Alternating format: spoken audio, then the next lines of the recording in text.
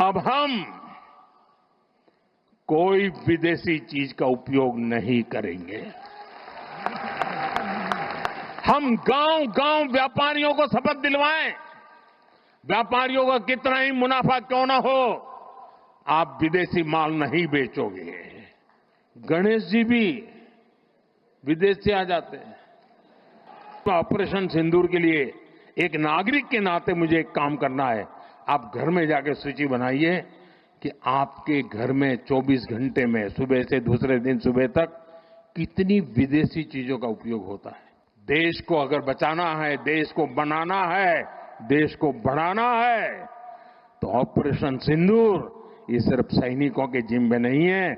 Operation सिंदूर 140 करोड़ नागरिकों के जिम्मे है। This is what Prime Minister Narendra Modi said just a few days ago. Around the same time, the world was in the trade war, fired up by none other than Donald Trump. Trump's thinking is pretty similar. He hates imports, can't stand trade deficits, and just like Modi wants to make in India, Trump wants to make in America. I have got no problems with make in India or make in America kind of policies. But when it becomes an obsession, that's where it gets dangerous. Not just for economics, but also for the politics. And this right here is where the world often goes wrong. Not just the regular folks, even business newspapers, finance experts, politicians, and sometimes economists too. Does importing reduce our GDP? Are imports bad? Are they villains in economic growth? Have Modi and Trump gone wrong in thinking this way? We will decode all these in today's episode.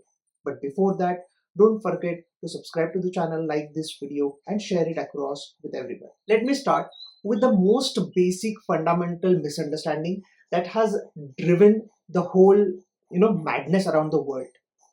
Even respected newspapers sometimes make this basic error. They say that import gets subtracted from GDP and that's why they are problematic and that is like killing the economy and so on and so forth. No man, that is completely wrong. Here's how they think the GDP works. GDP is equal to consumption plus investment plus government spending plus exports and minus imports. So when imports go up, the GDP value goes down. That's the logic they apply. But they never go beyond this formula. Let's quickly revise what GDP actually means, what it includes, and most importantly, what it doesn't include. GDP is gross domestic product. Gross can also become net if we reduce the depreciation kind of expenditure. So gross and net is like one simple calculation. The more important part in this equation is D and P, which is domestic product, which means all the final goods and services produced in the country's economic borders will only get calculated in the GDP. Imports are not produced inside the country, so they don't get counted in GDP at all. Now let us see how GDP calculation is done exactly. Everyone knows this formula: C plus I plus G plus X minus M. C stands for consumption expenditure, I stands for investments, G stands for government spending, X stands for exports, and M stands for imports. Now, this formula actually creates this problem. I have told you that imports don't get calculated in the GDP at all. So how can a formula have imports in it? Well, the easiest answer is that this entire formula was made to calculate or to arrive at total GDP, total economic output. Therefore, for some kind of simplification process, this formula was used. You will understand this later. Now, let me simplify it by telling you a little secret. Actually, imports are already hidden inside the C, I, and G. And to avoid that double counting, we reduce imports at the end. Okay? That means if you buy a Dairy Milk Cadbury produced in India, or if you order Swiss chocolate from abroad, both will be counted in consumption. That C will have dairy milk as well as Swiss chocolate. Similarly, I and G. Whether something is domestically produced or imported, both gets calculated in the first half of the equation, which is C plus I plus G. But are the imported goods produced inside the country? No. So we need to remove that portion separately. Remember, GDP means value of final goods and services produced in the country. Therefore, we will tweak this formula to understand it better. GDP is equal to, now this C will be, as I said, it will also have dairy milk and it will also have Swiss chocolate. So it means GDP is equal to domestically produced consumption plus imported consumption plus domestically produced investments plus imported investments plus government spending on domestically produced things and government spending on imported things. This is how the first half of the equation, which is C plus I plus G, should be written as. And then we add exports, because exports are produced inside the country. Those goods are produced by Indian manufacturers in India, and therefore they are calculated in GDP, and minus imports. So what is that imports? It is the addition of imported consumption, imported investments, and imported government expenditure. So all three combined will be is equal to total imports. GDP should actually include only these things. First, domestically produced consumption. Second, domestically produced investments. Third, government spending on domestically produced things. And fourth, exports. There are no imports at all in the entire equation. Now, with this tweak formula, you will understand it, because imports are not produced in the country's border. So basically, we don't want any imports in our formula. Now let us understand this with some examples. First, let's say you buy imported chocolates worth 10,000 rupees. What people think, what happens is GDP will have a negative impact of 10,000 rupees because of imports. What actually happens is your 10,000 rupees spending on the imported chocolates will be calculated, will be counted in consumption, the C equation of the GDP, where it is plus 10,000. But since they are imported, we reduce that 10,000 rupees, and therefore the net impact on GDP is zero. The import doesn't hurt GDP at all. Actually, they are not included in GDP at all. So you could import chocolates, cars, copper wires, or anything.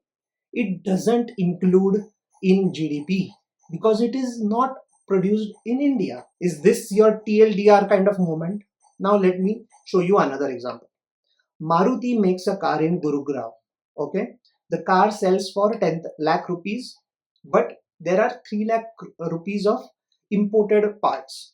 Okay, from say Germany or some another country or China. So what will happen in GDP? The consumption will include 10 lakh rupees.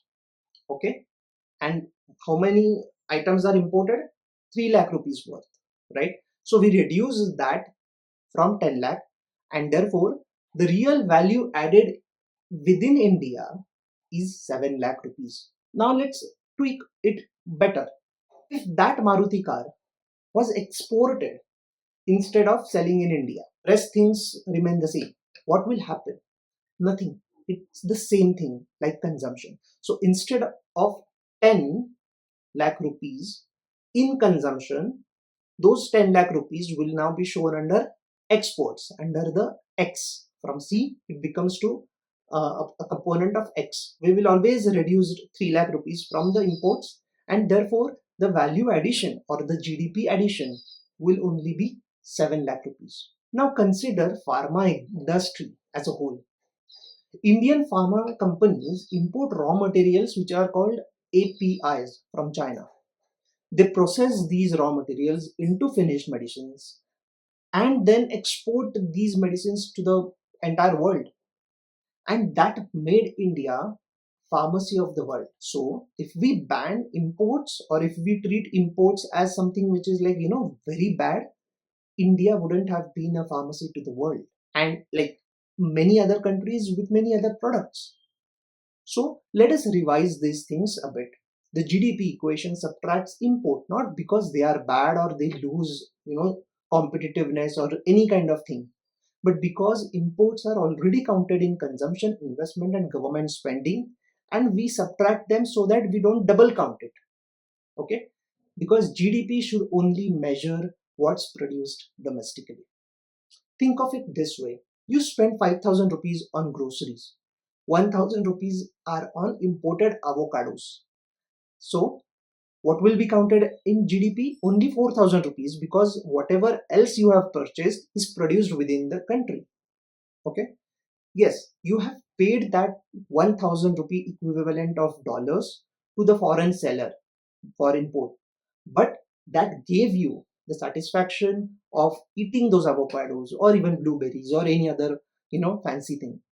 Well, some of you would say that we will not buy these imported blueberries, we will grow them here, and we can start making blueberries and avocados in India.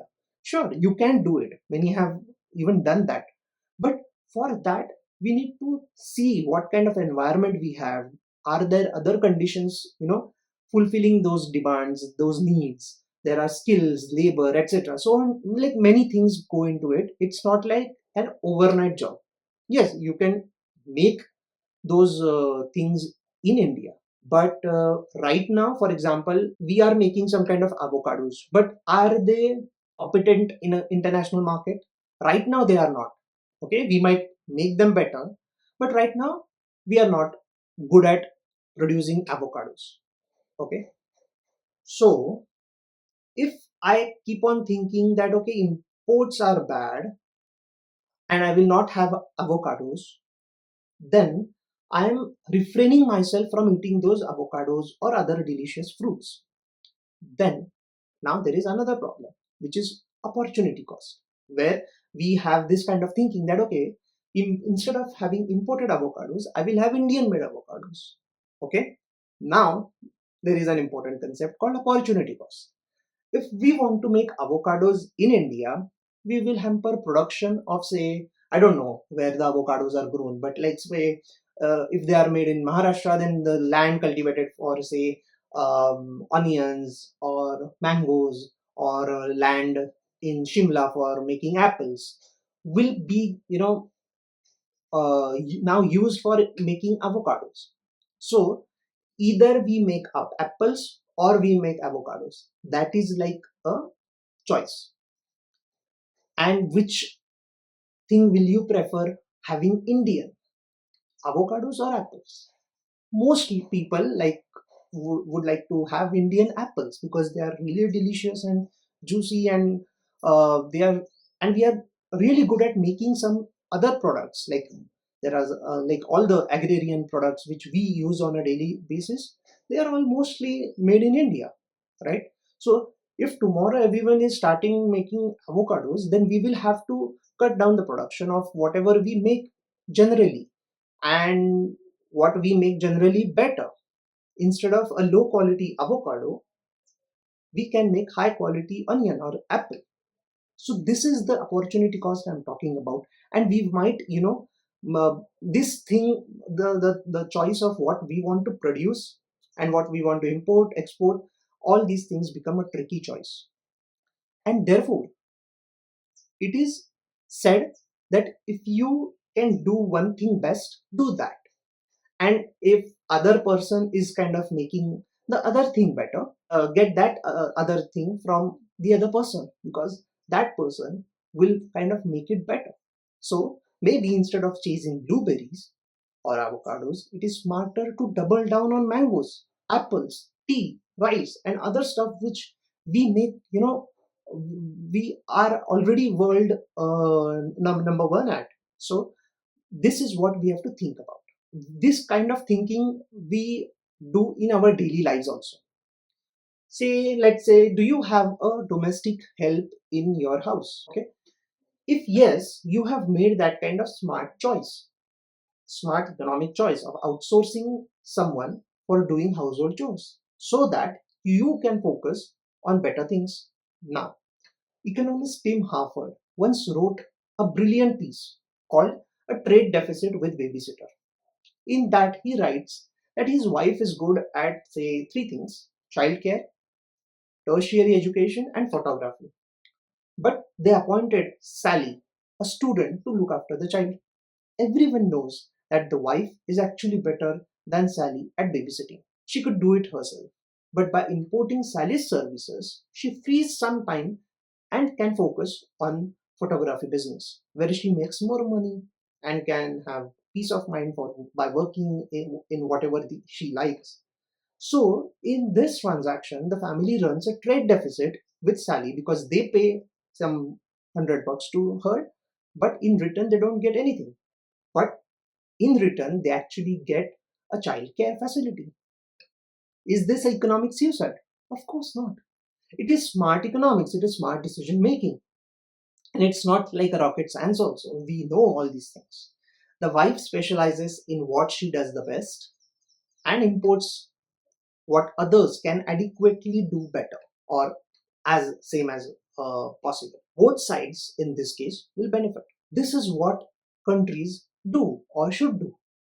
Import what others do better or cheaper and focus your resources and your bandwidth on what you do the best. Now, coming to the other topic, the other elephant in the room, which is trade deficit or current account deficits. When imports are higher than exports, it is called trade deficits if we are just talking about goods. But when we include services also, then the mnemonic changes to current account deficits because current account includes goods as well as services. So when you export something from India, India will gain dollars. And when you import something to India, India will lose those dollars. So losing dollar is a big problem. Okay. And that is the most important thing people are afraid of. Economists are also afraid of. And therefore they say that, okay, no, you can import, but don't import too much. So until and unless we have adequate dollars with us, trade deficits or current account deficits should not be a problem. Usually 2 to 3% of GDP of current account deficit is not considered as alarming or unusual. It is okay. That much deficit is kind of no problem. It's chalta hai types. Let's say India has a $50 billion of current account deficit, where our imports are higher than exports by $50 billion. We need to pay $50 billion because we want to clear our bills also, right? So we will have to get somewhere or get somehow $50 billion so that we can pay them. Okay. Now, what are the ways in which we can bring that money in India so that we can pay to the foreign person? First is we can borrow. Second is we can ask people to come and invest in India. Okay. Now, how they can invest in India? Either they can invest in Indian stock markets or bond markets. This is called foreign portfolio investment, which is FPI, or they can set up a business in India. They can open an office, open a factory somewhere in India, which is called foreign direct investment or FDI. Now, out of all these ways to bring foreign exchange, the best way is using FDI route. They will increase the production because they are going to set up a factory in India, so they will increase production in India. That means whenever things are produced inside a country's borders, GDP will go up, and that's where FDI is very important. It is called as a sustainable investment because it kind of generates employment, it generates output over a few like over the period of time, and in long run they are beneficial. Think about Apple coming and setting up factory in India. Think about Hyundai doing it in India, and that is how India's GDP can improve. So this is a rough picture. So to make things simple, how should we think about trade deficit? You can think like a swiping a credit card. You buy a washing machine from say Vijay Sales or some other Chroma or some kind of company on credit card. You get the washing machine at your home, then you use it, you make your life productive, right? Later, you will have to pay back the credit card company. How will you pay? Maybe you can borrow again from your spouse, from your parents, from friends. Who are those friends, by the way, sponsoring your credit card bills? But that's one way. Or you can earn money by working somewhere. So your salary kind of goes into paying credit card bills. So in this transaction, tell me, did you become poorer? Yes, your cash balance gone down, but you got the washing machine, right? Your cash balance can go down for anything. You can buy a bhel puri and your balance is down, but you want bhel puri, right? So you, whenever you get stuff, is it a bad thing? No. They can give you useful goods and services faster and cheaper, and it's only a problem when you spend it recklessly. And that's how you have to think about trade deficits. Therefore, instead of thinking more about imports, politicians, people, and economists should think about how you can improve your exports, because that's where countries' production and competitiveness and future lies in. If you stop people from importing Chinese or German made washing machines, what will happen? German and Chinese or whatever imported washing machines you can buy are either cheaper or of best quality, and that's where you are, and that's why you are, buying from abroad. Say for example, we have imposed a lot of tariffs, okay, on German or Chinese washing machine. Now, in this situation, what will happen is that we are getting what quality we want, but now they are expensive. So not everyone will afford. Okay. So we are kind of making some people away from this market. They will not buy washing machines from tomorrow. We might make them angry because now washing machine will be considered as luxury.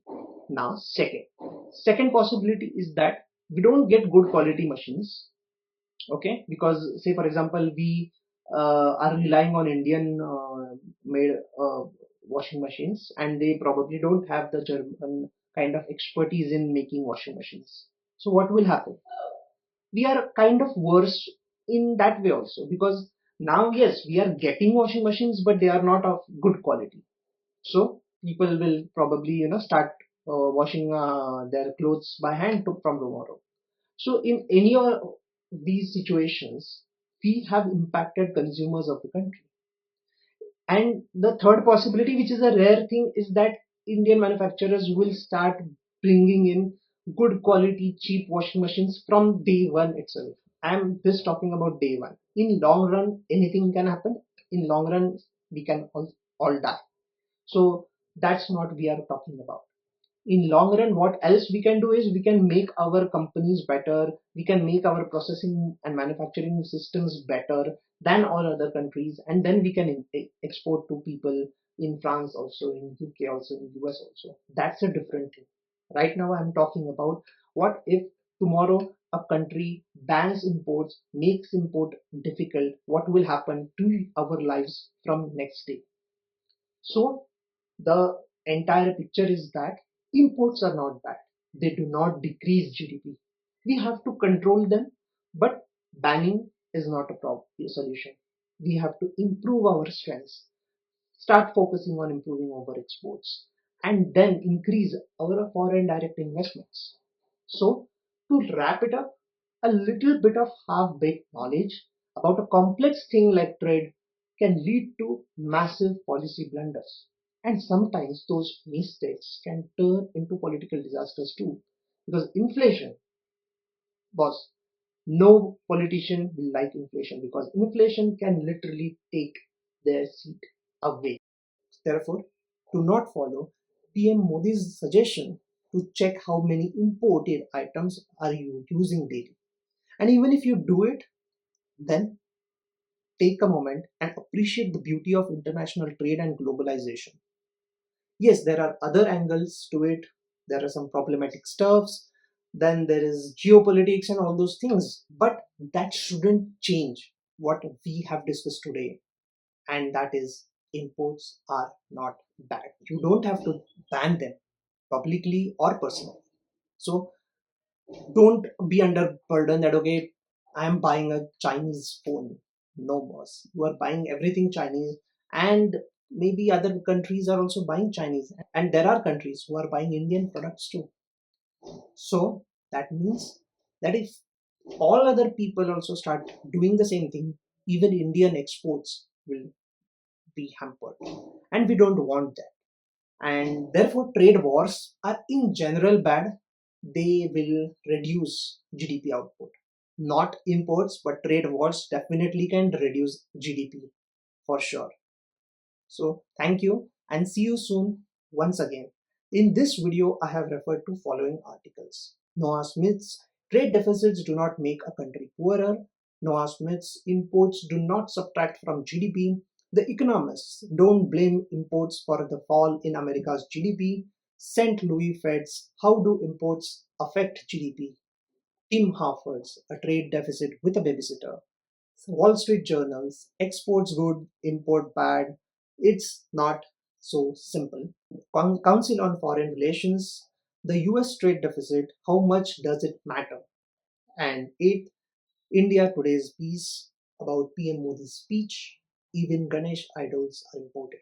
Do support this channel. If you have learned something new today, then like it. If you think that this information will be useful for someone else, then do share this video with others. And yes, don't forget to subscribe to the channel. Thank you. Goodbye.